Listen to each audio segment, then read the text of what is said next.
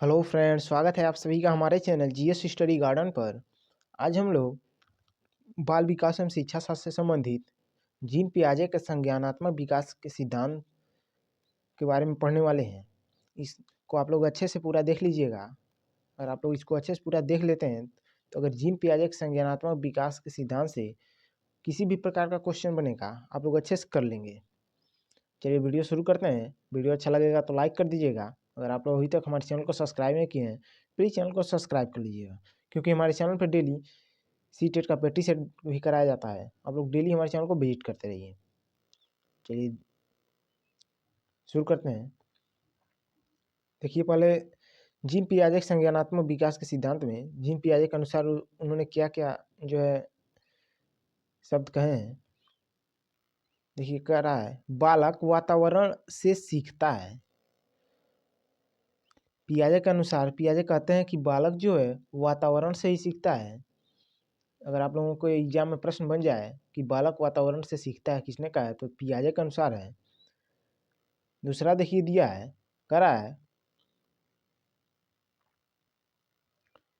देखिए दूसरा कह रहा है बालक वातावरण से अंतःकरण करके सीखता है। देखिए सीखता है, इसको आप लोग सही कर लीजिएगा।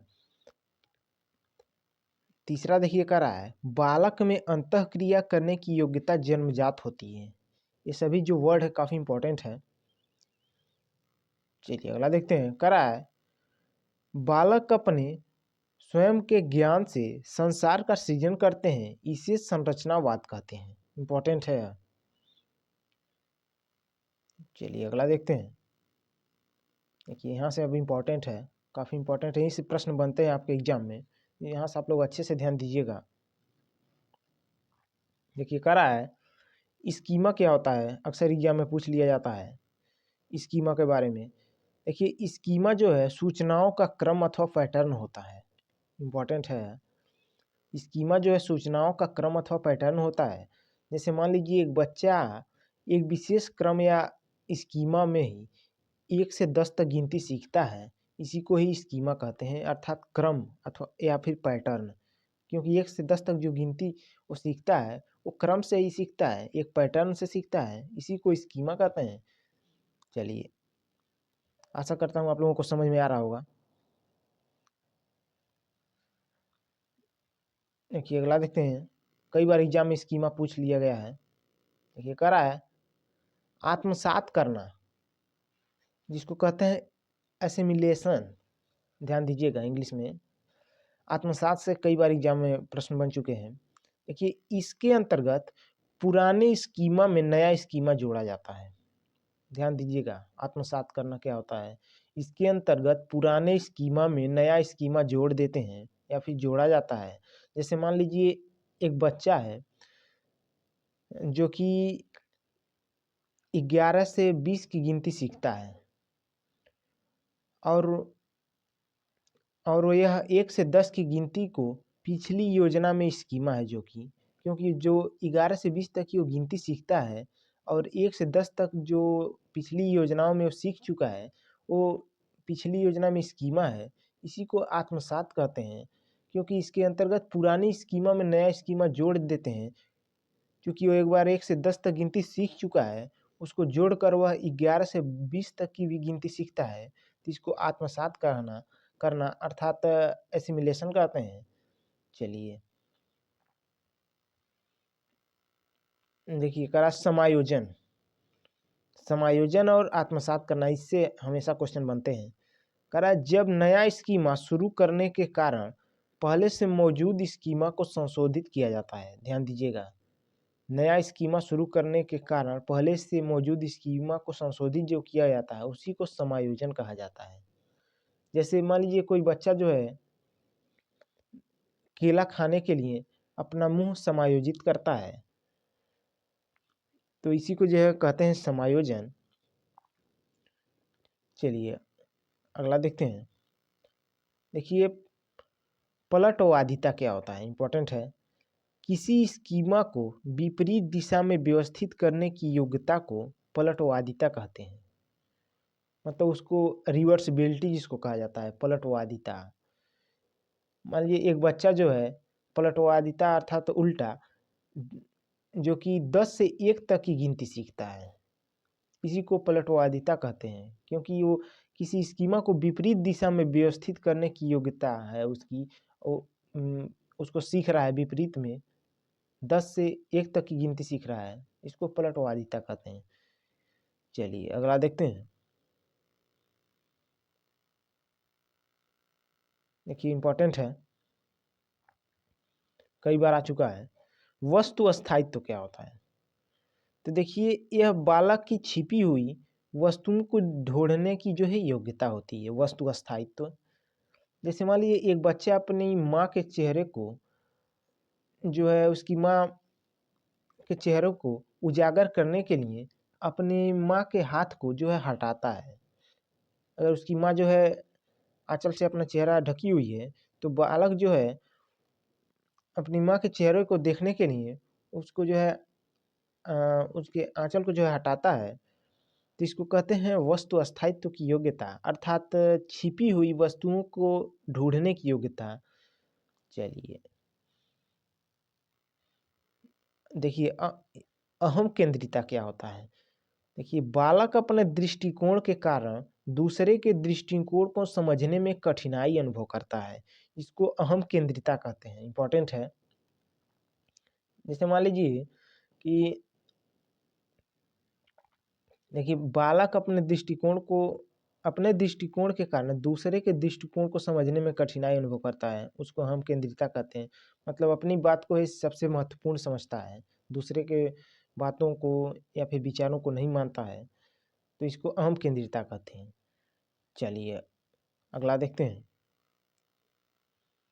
कह रहा है जीववाद। जब एक बालक, जीववाद ध्यान दीजिएगा, कई बार आ चुका है सीटेट एग्जाम में। जब एक बालक निर्जीव वस्तुओं को सजीव समझता है तो उसी को जीववाद कहते हैं। जैसे मान लीजिए एक बच्चा है जो कि दरवाजे से टकरा जाता है, तो वह दरवाजे को सजीव समझकर पीटने लगता है, तो इसी को जीववाद कहते हैं। क्योंकि बालक जो है दरवाजे को सजीव समझ रहा है, इसलिए उसको पीट रहा है। चलिए आशा करता हूँ आप लोगों को समझ में आ रहा होगा। आप लोग इसको अच्छे से देख लीजिए, इससे सीटेट एग्जाम में क्वेश्चन बन जाते हैं। देखिए कह रहा विकेंद्रीकरण क्या होता है? कह रहा जब बालक खिलौने का रूप परिवर्तित किए बिना उसे उसी प्रकार से खेलता है जिस प्रकार का वह खिलौना है। जैसे मान लीजिए बालक को, कोई बालक है उसको कार दे दिया जाए खिलौना के रूप में, तो कार समझकर ही खेलता है, तो इसको कहते हैं विकेंद्रीकरण। उसके रूप को परिवर्तन किए बिना ही वो उसी प्रकार से खेल रहा है, कार है तो कार ही मानकर ही खेल रहा है, तो इसको कहते हैं विकेंद्रीकरण। चलिए अगला देखते हैं। देखिए करा है विसंदर्भीकरण। इंपॉर्टेंट है। जब बच्चा एक खिलौने के साथ विभिन्न संदर्भों में खेलता है, ध्यान दीजिएगा, जब बच्चा एक खिलौने के साथ विभिन्न संदर्भों में खेलता है, जैसे बच्चा को कोई खिलौना दे दिया जाए, उसको विभिन्न प्रकार से खेलता है। जैसे मान लीजिए एक बच्चा को, कोई बच्चा है उसको हेलमेट दे दिया जाए, तो बैठता है, कहता है नहीं यह कुर्सी है, तो उसको विभिन्न संदर्भों में खेल रहा है, इसको कहते हैं विसंदर्भीकरण। जैसे कार है तो उसको मोटरसाइकिल मानेगा, हेलमेट दिया गया है तो बैठ के कह रहा नहीं है कुर्सी है, तो इसको कहते हैं विसंदर्भीकरण। अर्थात जब बच्चा एक खिलौने के साथ विभिन्न संदर्भों में खेलता है तो इसको विसंदर्भीकरण कहते हैं। चलिए अगला देखते हैं। देखिए एकीकरण। जब कोई नाटक या गतिविधि बड़ी जटिल हो जाती है तो उसे खेलने के लिए विभिन्न नियमों और तरीकों की आवश्यकता होती है, इसको एकीकरण कहते हैं। ध्यान दीजिएगा, जैसे क्रिकेट हो गया, शतरंज हो गया, इसको खेलने के लिए विभिन्न प्रकार के नियम होते हैं, जो कि उसको इजी करने के लिए विभिन्न प्रकार के नियम भी बनाए जाते हैं और विभिन्न प्रकार के तरीकों की आवश्यकता होती है, इसको एकीकरण कहा जाता है। चलिए अगला देखते हैं। देखिए संरक्षण से कई बार एग्जाम में प्रश्न बन चुका है, इंपॉर्टेंट है। यह एक संज्ञानात्मक क्षमता है जो एक बच्चे को यह बताती है कि आकार अथवा रूप में परिवर्तन होने से उसकी मात्रा, क्षेत्र तथा आयतन में कोई बदलाव नहीं होता है। यही देखिए संरक्षण है, इंपॉर्टेंट है, इसको देख लीजिएगा आप लोग अच्छे से। चलिए अब यहाँ से हम लोग देखेंगे जीन पियाजे के संज्ञानात्मक विकास की अवस्थाओं की क्या क्या विशेषताएं होती हैं, इसके बारे में देखिए। यहाँ से हम लोग स्टार्ट करते हैं। देखिए दिया है इंद्रिय गामक अवस्था, जो कि देखिए 0 से 2 वर्ष तक होता है। देखिए इस अवस्था में बच्चे अपने पर्यावरण को समझने के लिए अपनी समझ का उपयोग करते हैं। बच्चा इंद्रियों से विभिन्न जानकारियां जो है एकत्र करता है और उसके माध्यम से देखिए उसके माध्यम से जो है दिमाग में चित्र और प्रतीक बनाता है, अर्थात इंद्रियों का प्रयोग करके इस प्रकार के कार्य करता है। अब देखिए दिया है गामक, दिया है कारण प्रभाव संबंध। तो देखिए बच्चे गामक क्रियाओं, इसको भी ध्यान दीजिएगा, बच्चे गामक गतिविधियों या शारीरिक गतिविधियों का उपयोग करते हैं और पर्यावरण के साथ संबंध और प्रवाह को स्थापित करते हैं। जैसे एक बच्चा है बिजली के स्विच को छूता है और प्रकाश के साथ संबंध बनाता है। तो ये हो गया कारण प्रभाव संबंध, इंपॉर्टेंट है, इसको आप लोग अच्छे से देख लीजिएगा। क्योंकि देखिए इंद्रिय गामक अवस्था अर्थात 0 से 2 वर्ष में ये कंडीशन बनते हैं। अगर पूछ लिया जाए आप लोगों को वस्तु और स्थायित्व किससे संबंधित है, कारण प्रभाव संबंध, इंद्रियों का प्रयोग, गामक क्रियाओं का प्रयोग, ये सब जो है आपका इंद्रिय गामक अवस्था से संबंधित है। आप लोग अच्छे से इसको देख लीजिएगा। तो देखिए वस्तु स्थायित्व जो होता है 8 से 9 महीने की उम्र में बच्चे में छिपी वस्तुओं को खोजने की जो है क्षमता विकसित हो जाती है। इसी को जो है वस्तु स्थायित्व कहा जाता है, इंपॉर्टेंट है। और देखिए शैशवावस्था दिया है, इस उम्र को शैशवावस्था भी कहा जाता है। चलिए अगला देखते हैं। देखिए अगर जो वस्तु स्थायित्व पूछ लिया जाए तो इंद्रिय सॉरी जो कि इंद्रिय गामक अवस्था से संबंधित है, और कारण प्रभाव संबंध जो कि ये भी इंद्रिय गामक अवस्था से संबंधित है, और इंद्रियों का प्रयोग, गामक क्रियाओं का प्रयोग, ये भी इंद्रिय गामक अवस्था से संबंधित है। चलिए अगला देखते हैं। देखिए कह रहा है पूर्व संक्रियात्मक अवस्था 2 से 7 वर्ष, इंपॉर्टेंट है।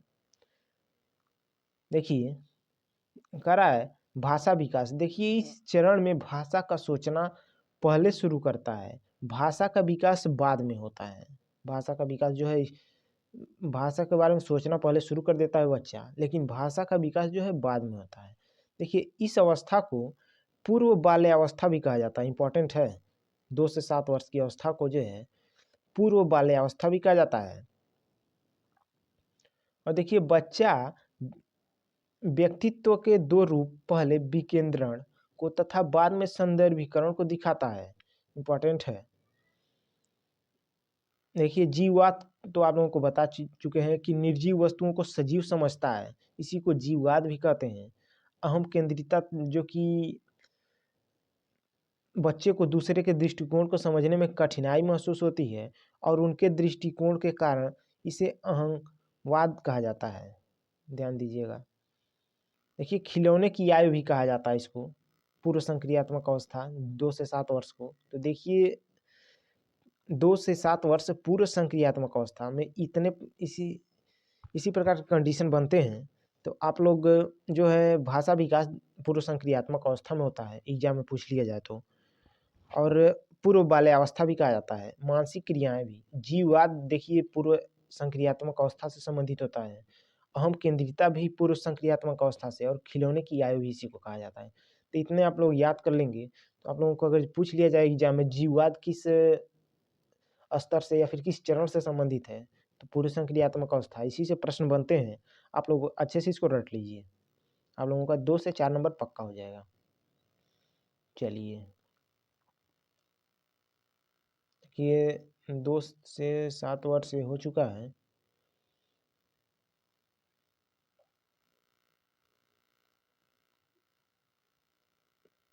देखिए मूर्त संक्रियात्मक अवस्था 7 से 11 वर्ष जो कि होता है, अक्सर इससे जो है एग्जाम में प्रश्न बन जाते हैं।